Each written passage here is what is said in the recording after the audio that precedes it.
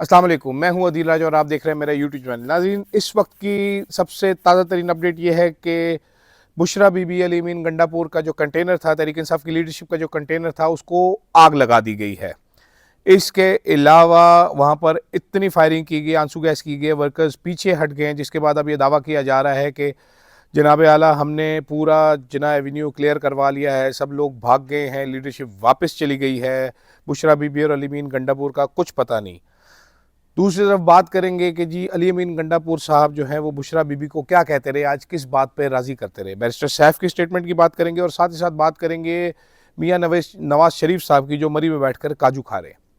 तो अभी की जो इतलात है वो ये है कि तहरीक इंसाफ के वर्कर्स जो हैं वो शदीद शेलिंग और अंधेरे में फायरिंग के बाद डिस्पर्स हो चुके हैं। वहाँ से कहाँ गए हैं कुछ पता नहीं, मुख्तलिफ सेक्टर्स में पनाह लिए हुए हैं, सड़कों पर हैं बेचारे इस रात में ठंड में, कहाँ हैं कुछ पता नहीं। आज पोली क्लिनिक के ज़राए ने कम से कम 3 वर्कर्स की हलाकत की कंफर्मेशन की थी। इसके अलावा 20 से ज़ायद ज़ख्मी थे जिनको बुलेट इंजरीज थी। शेख वकास अकरम साहब सवाल कर रहे थे कि जी इन बच्चों का क्या कसूर है जो एक चौक पर बैठने आए हैं, क्या एक चौक इंसानी जान से ज़्यादा कीमती है। हमें बहुत सी इत्तलात मिल रही है हुकूमत की जानिब से, तहरीक इंसाफ को किस किस लेवल पे क्या क्या धमकियाँ दी गई, वो सब इत्तलात हमें मौसूल हो रही हैं। साथ ही साथ हमें यह भी पता चल रहा है कि तहरीक इंसाफ के खिलाफ किस किस किस्म के ऑपरेशन की प्लानिंग की गई और हुकूमत की तरफ से ये वाज़ेह इशारे मिल रहे हैं कि अब तहरीक इंसाफ को बैन करने की एक कोशिश की जाएगी।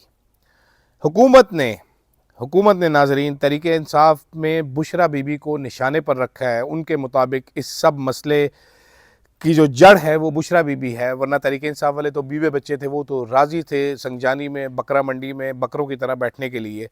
और बैरिस्टर सैफ के मुताबिक तो इमरान खान साहब भी जी बकरा बन के बकरा मंडी में भेजे जाने के लिए तैयार थे। ये वो इमरान खान नहीं है जिसको हमने देखा है, ये वो इमरान खान नहीं है जिनको हम जानते हैं। इमरान खान तो वो साहब हैं जो जेल में बैठ कर भी ललकार रहे हैं, और इमरान खान साहब वो हैं कि जब तहरीक इंसाफ के ये सारे लोग बेवकूफ़ों की तरह लाइन में लगे होते थे जलसे की इजाज़त लेने के लिए, तो उन्होंने कहा था क्या तुम बकरा मंडियों में बैठ कर जलसे कर रहे हो, तुम्हें क्या ज़रूरत है इजाज़त लेने की, तुम एहतजाज करो। एहतजाज के लिए किस इजाज़त की ज़रूरत है। जिसके बाद ये एहतजाज का सिलसिला शुरू हुआ जो फाइनल कॉल तक पहुंचा था। लेकिन आज पूरा दिन के जो इंतहाई अफसोसनाक मनाजिर थे, जब रेंजर्स और पुलिस वाले स्ट्रेट फायर करते रहे, उसके ऊपर हम ये कंफर्म नहीं कर सकते। पुलिस वाले कहते हैं हमारे पास रबर बुलेट्स हैं, तहरीक इंसाफ का दावा है कि गोलियां मारी गई हैं जिसकी वजह से 3 लोगों की हलाकतें हुई हैं। बहुत ऐसी फुटेजेस आई जिसमें रेंजर्स और पुलिस वाले गोलियां चला रहे थे। दूसरी तरफ अभी हुकूमत ने कुछ फुटेजेस रिलीज़ की हैं, सीसीटीवी फुटेजेस, जिसमें कुछ लोग नज़र आ रहे हैं जिनके हुकूमत का दावा है कि ये तहरीक इंसाफ के लोग हैं, जो कि रियासती असलहा इस्तेमाल कर रहे हैं, जो कि आंसू गैस के शेल फायर कर रहे हैं। अता तारड़ साहब भी कुछ शेल लेके आए थे, उन्होंने दिखाया कि ये शेल जी हमें वहाँ से मिले हैं। अच्छा, इंटरेस्टिंगली जब मैं उधर से गुजरा तो ऐसे ही शेल मैंने भी वहाँ पर देखे, दोनों साइडों पर ये शेल पड़े हुए। अब मालूम नहीं कि शेल कौन फायर करता रहा है, लेकिन जितनी आंसू गैस आज चलाई गई है, मेरा ख्याल है वह फैक्ट्री का स्टॉक ज़्यादातर तो ख़त्म हो गया होगा और नए स्टॉक की ज़रूरत हुकूमत को जल्द ही पड़ जाएगी। अच्छा, दूसरी तरफ तहरीक इंसाफ में भी कुछ गड़बड़ चल रही है। मेरी इतलात के मुताबिक बुशरा बीबी और अली अमीन गंडापुर गायब नहीं हुए, वो मौजूद हैं, वो इस्लामाबाद में ही मौजूद हैं, ब्लू एरिया में ही मौजूद हैं। किधर? और मेरे पास ये कंफर्म इत्तला है कि अली अमीन गंडापुर साहब जो हैं वो बुशरा बीबी को इस बात पर कन्विंस करने की कोशिश कर रहे हैं कि बुशरा बीबी आप यहाँ से निकलें, ये आपके लिए सेफ़ नहीं है, हुकूमत आपको गिरफ़्तार करेगी। हुकूमत कुछ ऐसे इशारे दे रही है, कुछ ऐसी बातें फैला रही है कि जैसे वो बुशरा बीबी को गिरफ़्तार करना चाहते हैं। हुकूमत के मुताबिक तो इस सब फसाद की जड़ बुशरा बीबी है। आज हुकूमत की जानिब से एक और दूसरे वज़ीर ने गोलियों का छट्टा लगाने की धमकी दी, अता तारड़ साहब ने। उन्होंने कहा जी एक छट्टा हम मारेंगे तो ये सारा ग्राउंड खाली हो जाएगा। ज़ाहिरी बात है जी, आप छट्टे मारेंगे तो ग्राउंड तो खाली हो जाएगा। ये तो बेचारे वर्कर्स हैं, पॉलिटिकल एक्टिविस्ट हैं जो आए हुए हैं अपना हक मांगने, एहतजाज करने के लिए आए हुए हैं, लेकिन छट्टे तो नहीं वो बर्दाश्त करने आए हुए। दूसरी तरफ ट्रंप इंतज़ामिया के अहम तरीन आदमी ने आज एक दूसरा ट्वीट किया। पहला ट्वीट उनका था रिलीज़ इमरान खान, और आज उन्होंने तहरीक इंसाफ के एहतजाज के ऊपर बात की और उन्होंने एक हल पेश किया कि फ्रेंडली कंट्रीज़ को बैठकर इस मसले को ख़त्म करना होगा। यूँ लग रहा है कि जैसे जैसे ट्रंप के टेक ओवर के दिन नज़दीक आ रहे हैं, वैसे गवर्नमेंट में मज़ीद पैनिक फैल रहा है। गवर्नमेंट को लग रहा है कि शायद ट्रंप आएगा तो इमरान खान को छोड़ना पड़ जाए।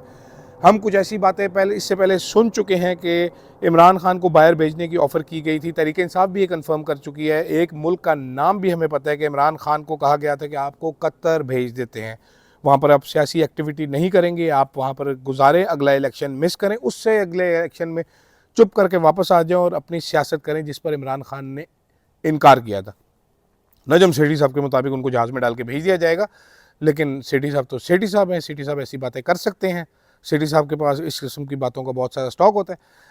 नाज़रीन, मीडिया पर आज पाकिस्तानी मीडिया पर अफसोसनाक बात यह है कि पूरा दिन यकतरफा मौक़िफ़ एक हुकूमत का चलाया जाता रहा। मेरा ख्याल है पाकिस्तानी सहाफ़ियों में हामिद मीर साहब वो वाहिद सहाफ़ी थे जो ग्राउंड पर उतरे, उन्होंने जाकर डी चौक में देखा कि क्या हो रहा है।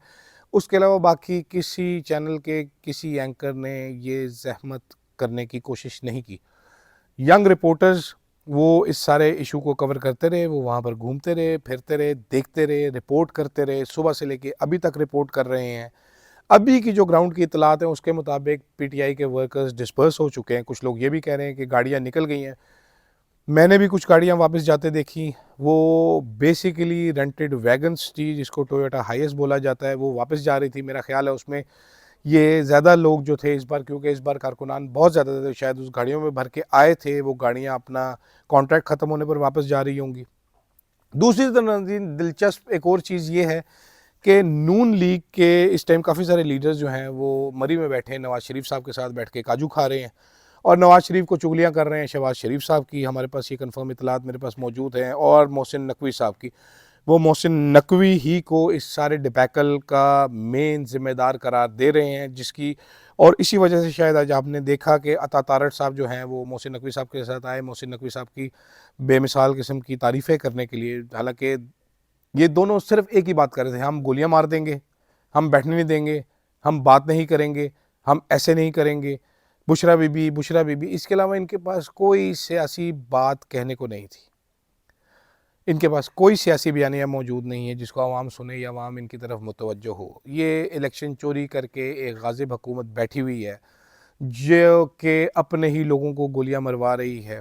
इंतहाई अफसोसनाक बात ये है, इंतहाई अफसोसनाक। आप दहशतगर्द कह लें, आप जो कह लें, ये पाकिस्तानी शहरी हैं, पाकिस्तानी शनाख्ती कार्ड रखते हैं। पाकिस्तान इनका भी इतना ही है जितना आपका है। आपने कोई पाकिस्तान पेटे नहीं लिखवाया हुआ। लेकिन ताकत के खैर रसूल कुछ और होते हैं। ताकतवर जो है वो समझता है मैंने हमेशा रहना है, और अगर ताकतवर ये भूल जाता है कि उसने भी मरना है, कब्रिस्तान वो भूल जाता है जो ताकतवरों से भरे हुए हैं। तो ताकत के असूल तो नाजरीन ऐसे ही रहते हैं, और इस टाइम पे नून लीग की जो ताकत का नशा है वो उनके सर चढ़ कर बोल रहा है।